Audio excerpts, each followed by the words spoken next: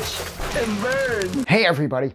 So I'm assuming you're figuring I'm going to start talking about Billy Idol's Cyberpunk, but this video is a little weird. Me and Dan Frampton, the link to his YouTube channel is in the description. We have teamed up. See that? The finger thing? We've teamed up. We're together on this one.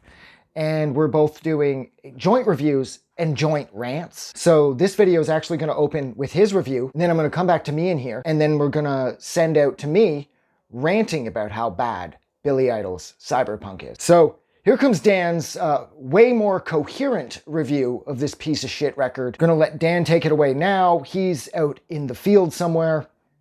Here we go. All right, so here's the deal. Like, I did that whole video. I got lost in the sauce, all right? I got a little bit distracted. I got a little bit too fired up. So thank you so much, Adam, for having me back on the channel so I could give the audience the star ratings that they deserve for this atrocious album, okay? Now, everything that I've already said in my previous video is still very true, but I gotta be a little bit more deliberate right now, and I gotta give you some official star ratings, okay? So this starts with an intro, of course, of all things an intro, and this is one of the best tracks actually on the album. It actually sets you up for like a cyberpunk type experience, but guess what you don't get afterwards? A cyberpunk type experience. This thing has got all sorts of static. This thing has got all sorts of like digital stuff going on, and you're like, oh my god, we're in a dystopia, a cyberpunk dystopia. So I gave this thing a whole star, 1 out of a possible 2 full stars, and then we move on to the song Wasteland, and believe me when I say, this thing is so bad, it's good. I have so much fun with this song. It is so socially tone deaf, okay? This thing was like inspired by the Rodney King riots that happened in California, and it's just like, no religion at all. It makes you want to kind of dance to it. It's very, very bad, but so funny that I gave it 2 full stars. It's a perfect bad song. And then we're going to move on to the song Interlude 1, 0 stars, total waste of time over here. And then we get the centerpiece of the record.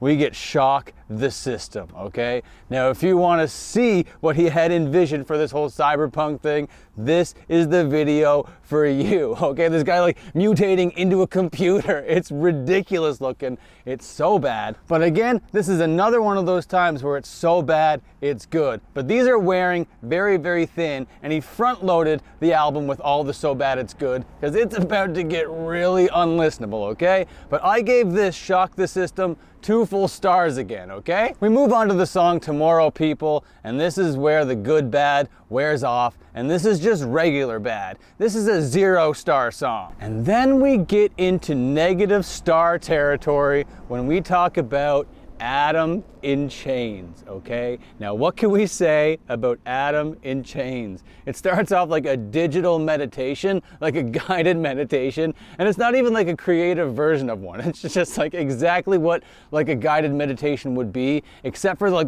there's these horrendous synths in the background that are so ear-piercing that nobody could meditate to this even if they were trying their dangdest, okay? I can't even put into words how much I hate this song. It is potentially the corniest thing that has ever existed, all right? So it goes from like this guided meditation thing that I was talking about, and then it just like muddily transitions to this 6-minute nothing burger. I gave Adam in Chains so far the worst rating that you can get on my star system, and that's negative 2 stars. And then we're going to move on to the song Neuromancer. Now, I probably talked about a little bit of Neuromancer in my last video, like the actual cyberpunk Neuromancer type stuff. This is none of that, okay? Forget everything that you heard about Neuromancer and now pronounce it Neuromancer, because that's how he pronounces it on this album. As if he couldn't have been more detached from the hackers. As if he couldn't have been more detached from the science fiction genre, okay?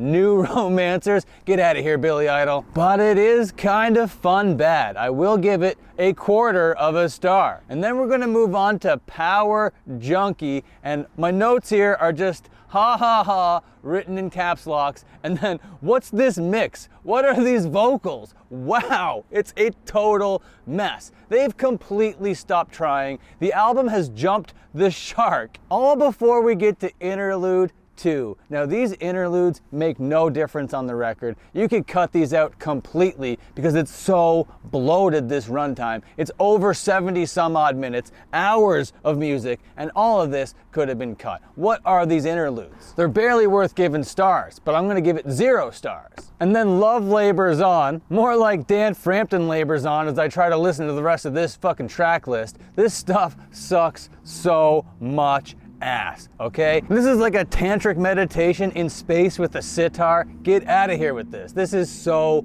corny. You know what I'm giving this? -1 star. Okay, this is editing Dan from the future, and for some reason I forgot to talk about the next track on this record during that filming, okay? And that is the song by Velvet Underground called Heroin, okay? Billy Idol decided to come on here and do that cover, okay? Now the Velvet Underground's version of it is a song about being addicted to heroin, and it definitely sounds like it, okay? It's so downtrodden. It's in the gutters. You can feel how big and throbbing these veins are through this song. But in Billy Idol's version, he just makes you want to dance a whole bunch, okay? This thing sucks. Obviously, -2 stars. And then another interlude, 0 stars. And then we move on to what could possibly be my least favorite song I have ever heard in my entire life. This next song got a worse rating than -2, okay? This broke my scale. This went all the way down to -3 stars, and we're talking about the song Shangri-La. Not only is it the worst song I've ever heard, but it goes on for over 7 minutes. Lucky us. And then for the rest of the track list, there's not a single star I give out, okay? Interlude 4, 0 stars. Venus, -1/4 star. Then the night comes, -2 stars. I hate this thing. It is so ill-conceived. Interlude number 5. Yes, interlude 5. -2 stars. Mother Dawn, -1, and this outro, thank God, another -1 star. This album is awful. Please do not listen to this. I feel bad enough that I made Adam have to listen to it a couple times, okay? So all in all, Billy Idol, Cyberpunk, 1993, Capitol Records. I'm giving this thing -2.25 stars, making this my least favorite record on scale. All right, Adam, buddy, back to you. Thank you for that, Dan. Like I said, his stuff is so much more coherent than mine. I'm kind of all over the place because of the craziness, but he's so much more organized, so much more concise. Everything's compartmentalized that much better and organized that much better. And yeah, back to my insanity, because here comes my rant about this piece of shit record. This record fucking sucks. I haven't heard anything this bad in a really long time. When I think of this record, I think of everything that I hate about the early 90s. Do you know what was big in 1993, Billy Idol? Not this new age religious crap. He releases this record at the worst possible time.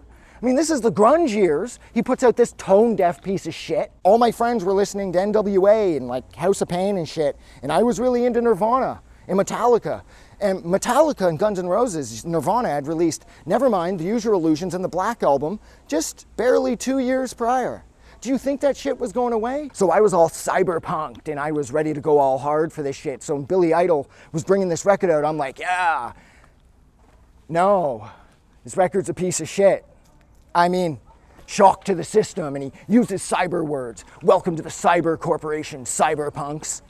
I mean, Nirvana just released In Utero in 93, Billy Idol, and you put out shock to the fucking system in some pathetic attempt to stay relevant?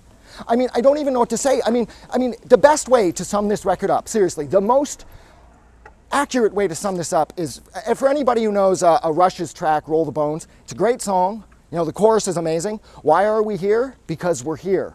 Roll the bones. And it's true. But then Geddy Lee decides to rap in the middle. Geddy Lee has no business rapping, and that is exactly the musical aspects of the Geddy Lee rapping part of Roll the Bones sounds identical to aspects of the music on this piece of shit record here. I don't even know what to say. It's like phony tough too. Like on Heroin, the cover, Dan pointed this one out to me, that the song Heroin was a cover of the Velvet Underground. This just sounds weak and disposable, like the weakest parts of Enigma for anybody who remembers them. Or I was actually excited for this. This was like, when I was a kid, I was like, whoa, this is crazy. It comes with a floppy disk, and I'm all cyberpunk, because see, I'd read Neuromancer, so I was all into the cyberpunk headspace. But God, I was wrong. That's the other thing. When I was setting things up, when I was trying to figure out how I wanted to do this video, I had this record playing, and every time I put the record on, I couldn't think. I would literally shut down and just kind of stare like the chicks did in Lords of Salem when the Lords theme's playing over the radio, and they're all just kind of entranced. I wasn't entranced because it was pulling me in. It was shutting my brain down because it was so horrid. Fucking Billy Idol is nothing more than David Bowie, except the difference is that David Bowie is a brilliant leech. David Bowie, he had a way of sort of attaching himself to these unknown underground scenes, learning from them, leeching off them, and then making them his own. Billy Idol isn't that clever. Billy Idol does it too, but he kind of half-asses it. I'm a bad man. I shook up the world. I don't want to listen to this anymore. I don't want to talk about this. I've listened to it 4 times. 4 times! That's like 4 hours I'll never get back. Okay, so that was it. Thank you so much for hanging out with both of us while we said nothing good about Billy Idol's piece of shit 1993 album Cyberpunk. Like always, if you like this record or you like either of our reviews, you most likely prefer Dan's over mine, because mine, again, the craziness.